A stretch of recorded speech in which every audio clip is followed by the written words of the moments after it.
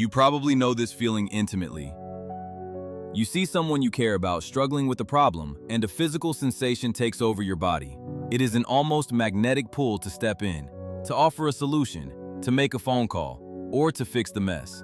You tell yourself that you are doing this because you are a kind, generous, and loving person.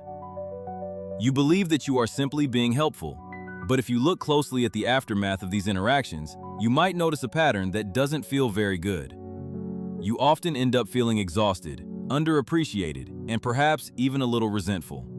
Meanwhile, the people you are helping seem to stay stuck in the same cycles, making the same mistakes and relying on you to clean it up again.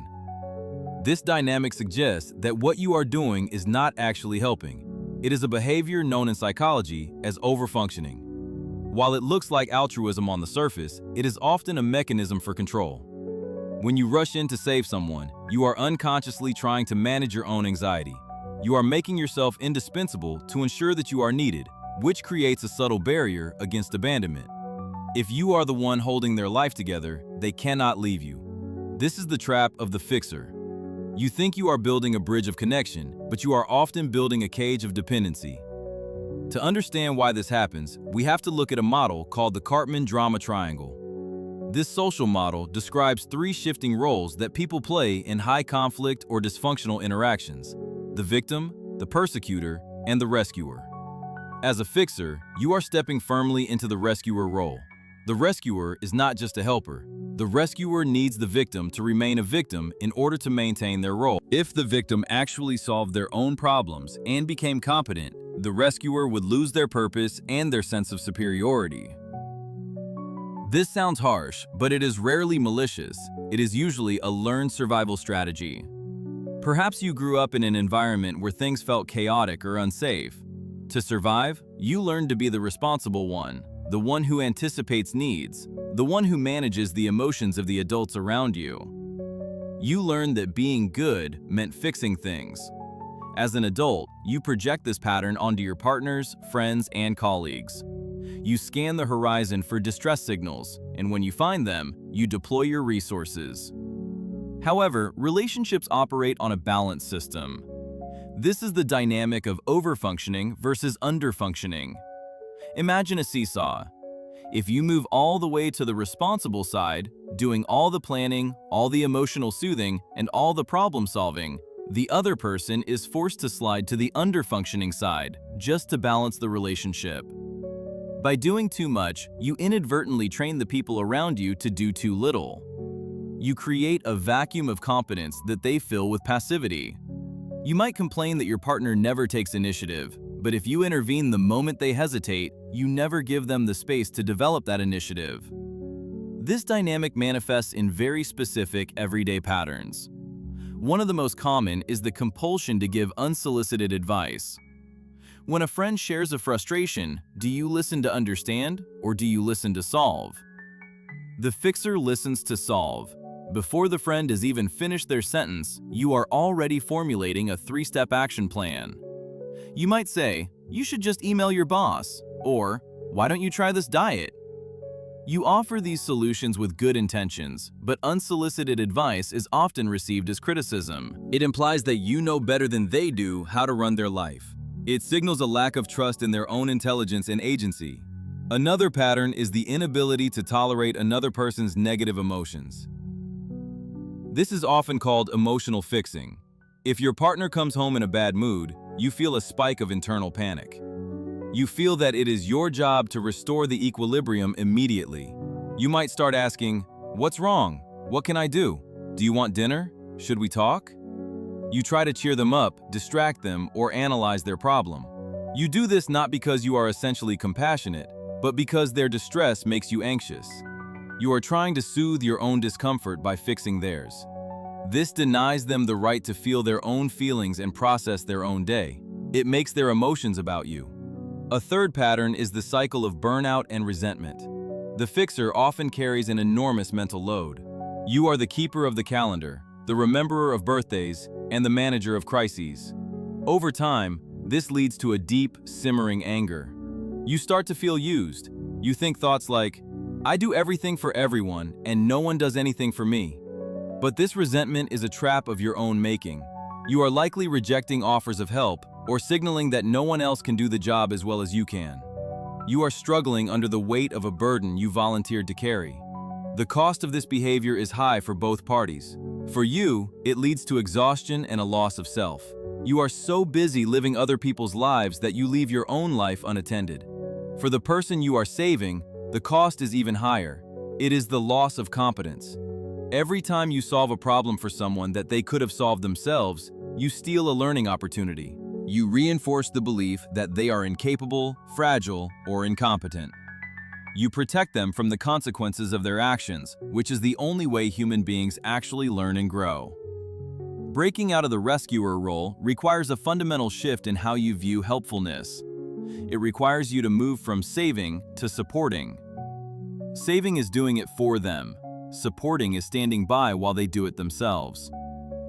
This transition is uncomfortable because it requires you to tolerate the anxiety of watching someone struggle. It requires you to sit on your hands when everything in you wants to grab the wheel. A practical tool to navigate this shift is a simple communication check. Before you offer a single piece of advice or jump into action, ask this question: do you want comfort or do you want solutions? This question disrupts the automatic pattern. It gives the other person agency to define what they need. Surprisingly often, people just want to be heard. They want a witness to their experience, not a project manager for their life. If they say they want comfort, you simply listen and validate. If they say they want solutions, you can then ask, "What have you thought of trying so far?" This keeps the ball in their court and positions you as a consultant, not a savior. Another powerful tool is the mantra, "Not my circus." When you see a chaotic situation unfolding in someone else's life, a friend making a bad dating choice, a sibling arguing with a parent, a colleague missing a deadline, visualize a boundary line. Remind yourself, not my circus, not my monkeys. This is not about being uncaring. It is about recognizing the limits of your responsibility. You can care about the people in the circus, you can wish them well, but you do not need to jump into the ring and start taming the lions. Repeating this phrase can help ground you and prevent that automatic rush to intervene. You can also practice the wait and see method. When you feel the urge to fix, institute a mandatory delay. If your partner creates a mess in the kitchen, wait. Don't clean it up immediately. If a friend sends a frantic text, wait 10 minutes before replying. Often, in that space of silence, the other person will step up. They will clean the mess. They will figure out the answer. By delaying your reaction, you create the oxygen needed for their competence to ignite. You are breaking the dance step that they are used to. It is important to address the fear that lies beneath the fixing. Many people worry that if they stop being useful, they will stop being loved. You might fear that if you say no or let someone fail, they will be angry with you or leave the relationship. This is a valid fear, but it is based on a false premise. A relationship based on dependency is not love. It is a hostage situation. If someone only values you for what you can do for them, that is a transactional arrangement. True connection is based on who you are, not on how many problems you can solve. Stepping back from the fixer role allows you to find out who actually loves you for you. There is a concept in psychology called the dignity of risk. This idea originated in disability support but applies to all human relationships. It means that everyone has the right to take risks and experience the consequences of those risks, including failure. When you protect someone from failure, you are stripping them of their dignity. You are treating them like a child or a fragile object. Allowing someone to hit rock bottom or simply to feel the discomfort of their own choices is a form of respect. It says, "I believe you are strong enough to handle your own life." Consider the difference between being responsible for someone and being responsible to someone. You are responsible to your partner to be honest, kind, and supportive. You are not responsible for their happiness, their career success, or their emotional regulation. You are responsible to your friend to be a good listener. You are not responsible for fixing their marriage. Drawing this distinction clears the fog of obligation. It allows you to be present without being burdened. As you practice stepping back, you may notice resistance. The people around you might get frustrated. They are used to you doing the heavy lifting. They might accuse you of being cold or uncaring because you aren't playing your usual role. This is known as an extinction burst. The behavior gets louder before it fades. Hold your ground.